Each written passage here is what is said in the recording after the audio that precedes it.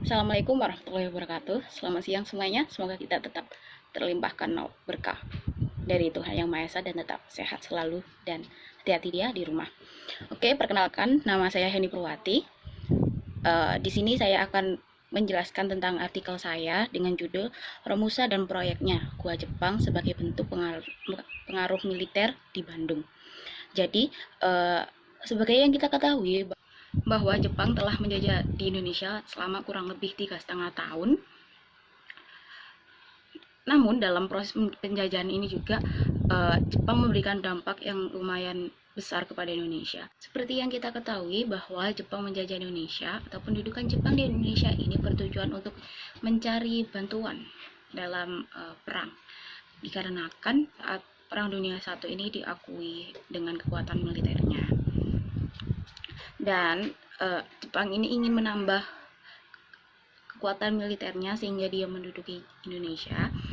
Militer Jepang di Indonesia memanfaatkan sumber daya dengan sangat baik itu sumber daya alam maupun sumber daya manusia yang tersedia melimpah di Indonesia ini.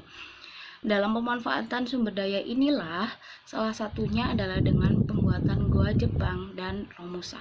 Romusa digunakan Jepang untuk membangun fasilitas-fasilitas yang dibutuhkan untuk kepentingan kemiliteran Jepang pada saat Perang Dunia. Dan salah satunya adalah Romusa dimanfaatkan untuk membangun goa yang dimanfaatkan sebagai bunker dan tempat persembunyian. Goa dalam bidang kemiliteran dimanfaatkan sebagai tempat untuk bersembunyi dan menyimpan cadangan pasokan perang apabila sewaktu-waktu terjadi kondisi yang sangat terdesak. Salah satu goa yang dibangun oleh Jepang adalah Goa Dago yang terletak di Bandung. Goa ini sebelumnya merupakan goa Belanda yang dialihfungsikan oleh Jepang dan dimanfaatkan ulang oleh mereka. Uniknya, Goa Jepang Dago yang terletak di Bandung ini berdekatan dengan Goa Belanda yang letaknya itu kurang lebih 600 meter dari pintu gerbang Taman Hutan Raya Insinyur Juanda. Dalam proses pembuatan dan pembangunan Goa Jepang ini, pada masa itu Jepang memanfaatkan tenaga Romusa atau yang kita kenal sebagai kerja paksa. Pada Romusa ini memiliki dalam proses pembuatan Goa Jepang ini banyak Romusa yang menderita dan akhirnya meninggal dunia karena memang terlalu diforsir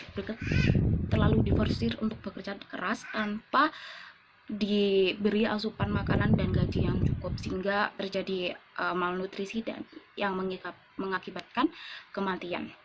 Proses pembuatan yang berkaitan dengan Romusa ini dijelaskan oleh Saputra tahun 2018 sebagai berikut. Untuk menggali tanah dan batu yang kemudian menjadi goa dibutuhkan sekitar 2-3 penggalian. Sisanya sekitar 4 orang membuang hasil tanah galian keluar gua. Hal itu dilakukan secara kontinu terus-menerus menurut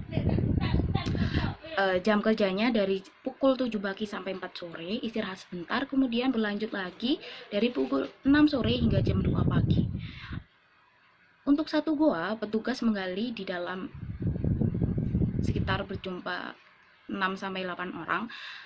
Pekerjaan penggalian ditargetkan setiap hari minimal sampai 1 meter untuk panjang, ketinggian dan lebar masing-masing 1 meter. Alat-alat yang digunakan untuk menggali berupa gigi sepanjang, palu godem, cangkul, skop, ember kaleng. Jika penggalian menemukan batu besar, mereka melapor kepada pengawas luar gua.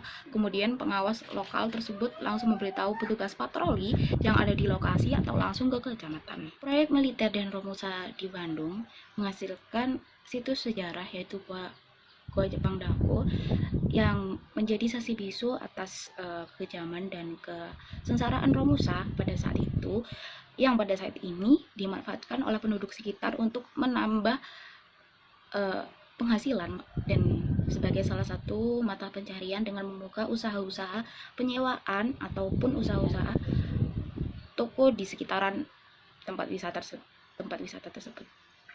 Sekian dari saya, terima kasih. Wassalamualaikum warahmatullahi wabarakatuh.